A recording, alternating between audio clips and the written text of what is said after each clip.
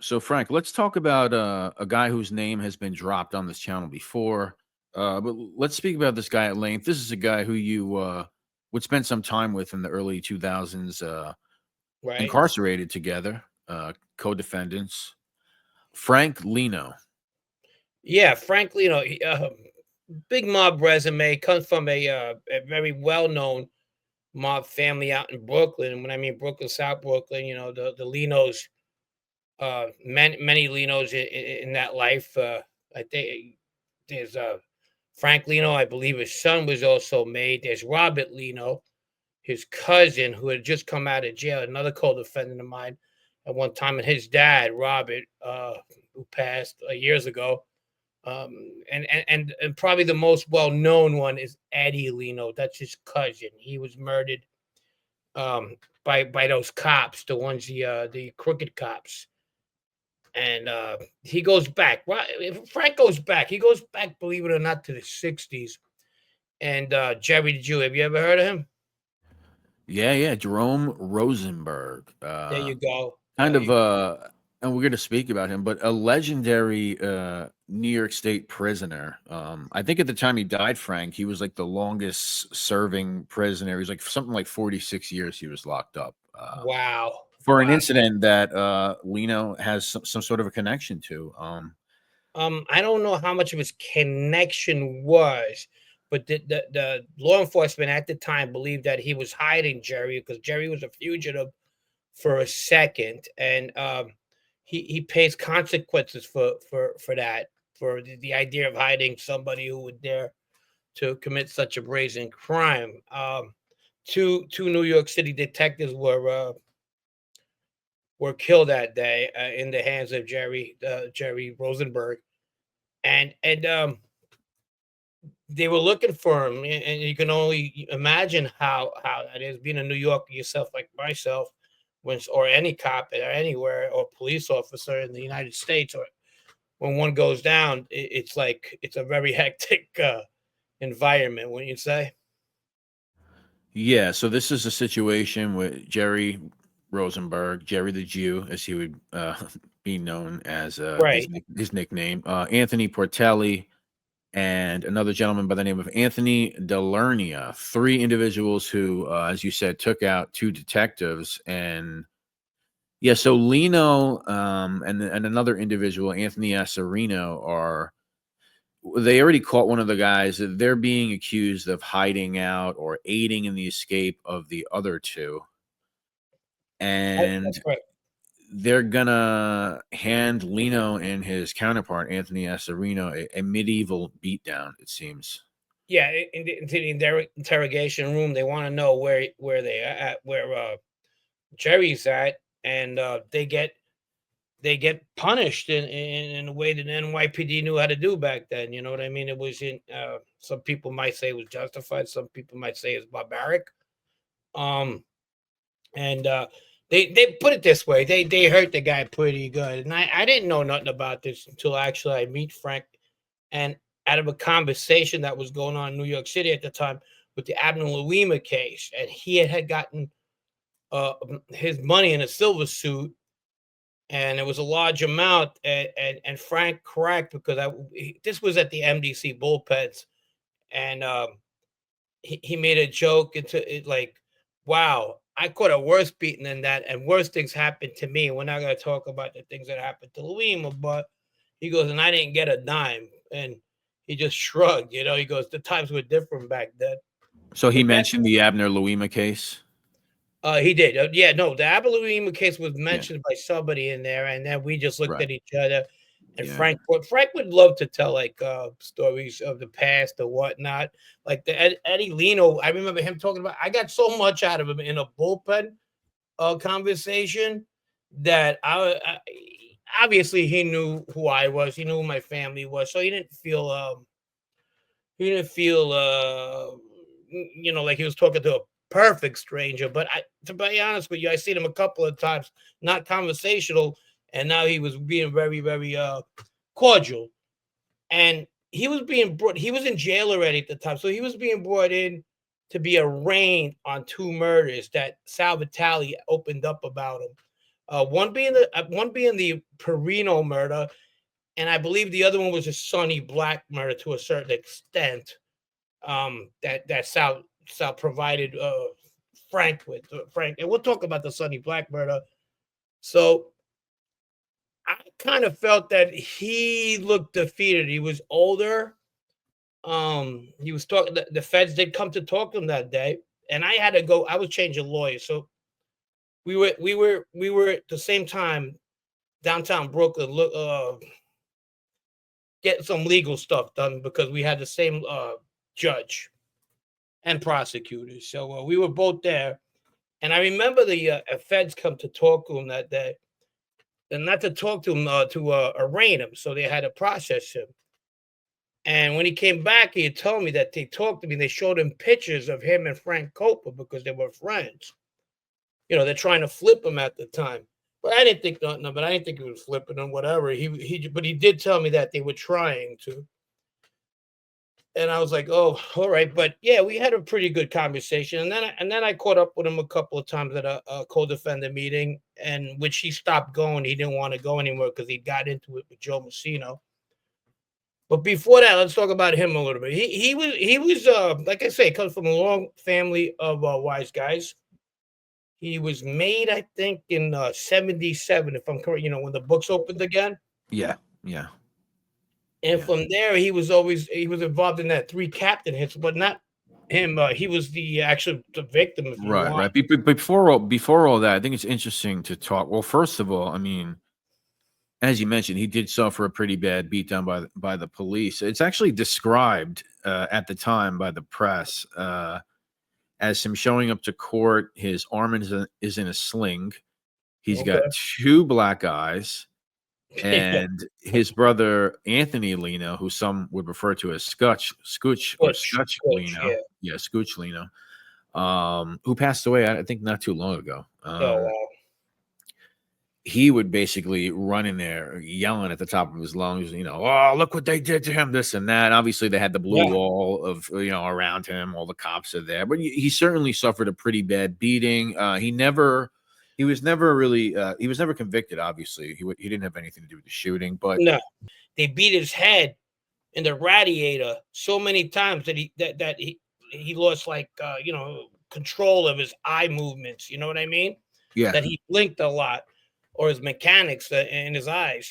But that was one of the terrible things that happened. Remember, he hid this guy that committed a horrible crime. Okay, I get it, but they went to work on him. yeah. From there, basically just continues a criminal career that becomes pretty prolific. And he's into loan sharking. He's got loan sharking arrests after that. He's Yes. seemingly a money guy, right? But He liked yeah, he's definitely well, to a certain extent, he knew how to get money guys around them. That's what he was okay, okay, popular okay. about. He liked to party. He was a partier.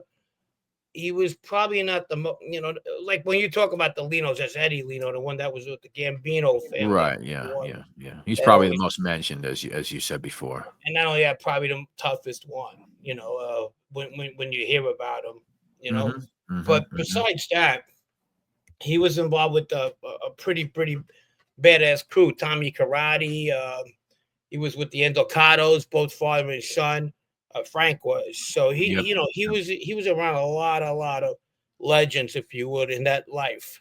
Yeah, I mean, and we can get to the '80s, I think, because a lot of serious stuff goes down in the '80s. But he's definitely not old, but an older guy. I mean, he was born in the late '30s, so by Right. by the early '80s, I don't particularly know any horrific violence prior to this decade from him, but he does get into some serious shit. And as you mentioned before, he is a bystander in the 3 Capos hit, which everybody is aware of. Right. Um, Yes, yes. Which he gets away. He runs out of the place now. If he was sought at, or just they wanted to send a message to him to set back, I don't know.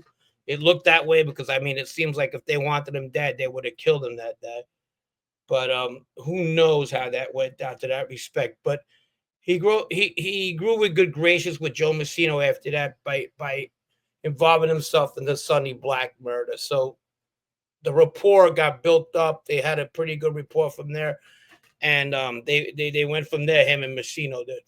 Yeah, so after the three cap, this is all in 1981, obviously. I mean, after the three capos hit, then you have the Sonny Black situation. Right, and which is involved when he goes down there and where um one of the Linos is involved. The Robert Lino that you got Monkey Man. We discussed Ronald Filicomo.